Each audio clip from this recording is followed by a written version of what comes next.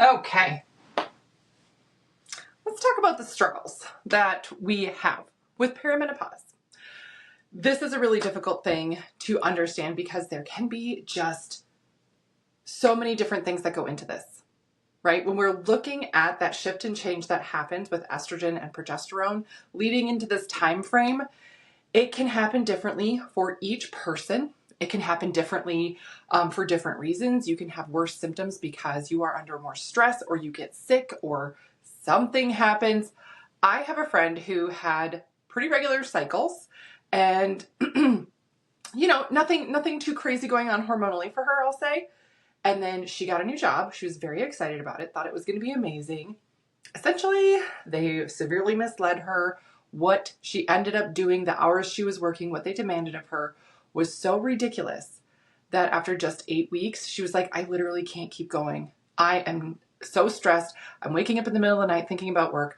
I can't eat. I can't sleep. I feel like garbage, everything else. She started getting hot flashes, night sweats, right? Being nauseous, losing muscle mass. Her hair started falling out. And then her period became super erratic and then just stopped. And she was like, what is this? What's going on?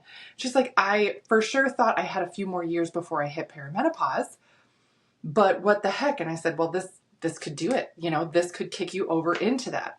So some of the main things that we struggle with, right, is that fatigue overall.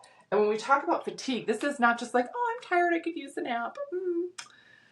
This is, even if you try to get sleep, you don't wake up feeling rested. Even if you feel like you should have energy, or you're like, I'm going to do more movement, that should help me have more energy.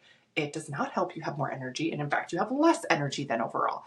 And you're thinking, what the heck? This is ridiculous, right? That's the type of fatigue.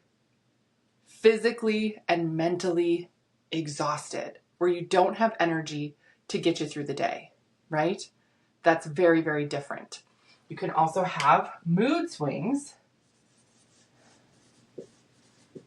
right? Mood swings, because your hormones are shifting and changing. The simplistic way of saying it is that your hormone levels drop in perimenopause. Yes, but again, that time frame can be different, and other systems in your body can impact how well that goes. If you have gut issues, that can impact how your body processes estrogens, progesterones, and everything, which means you could have a worse time going through perimenopause because you have gut issues. And that means that you would have worse mood swings.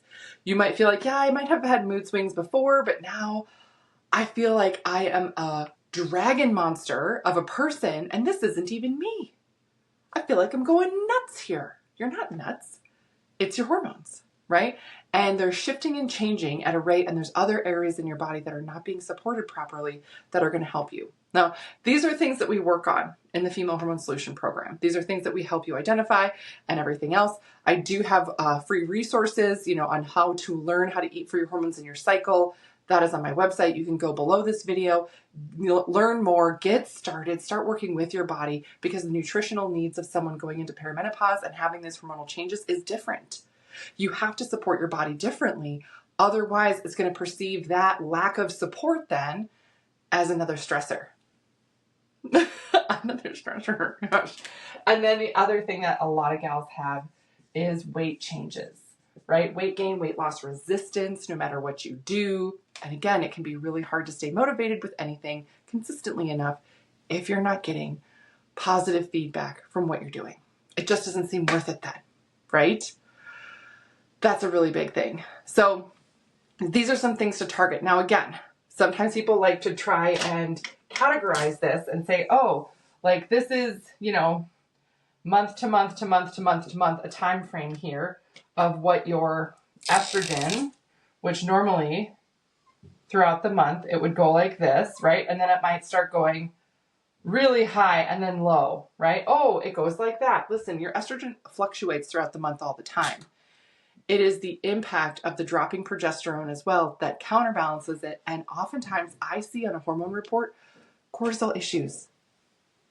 The cortisol impact on this, your system just gets totally fried. So this is, again, like my friend, she got thrown into menopause really suddenly, right? Because of the stressful job situation. that she did end up leaving, and it did take us some time to regulate her system afterwards, so she would stop having hot flashes and her hair stopped falling out and then started growing back in. But it's a tough thing to go through, right? And sometimes you don't even realize it until you're in it and trying to figure out how to get out of it, right? So that's what we do. That's what we help with overall. So make sure you're clicking the link. Reach out to me if you have questions. I'm Dr. Beth Bestie, women's health and hormone expert. And these are just the things that I love to work on overall, because this can be a really frustrating time for women. So getting started, understanding your body is the first step. You're not crazy. Your hormones are changing and your system is having a hard time dealing with that change. So we have to up level how we do things for your system. All right. Let me know if you guys have any questions. Thank you for being here, and I'll see you later.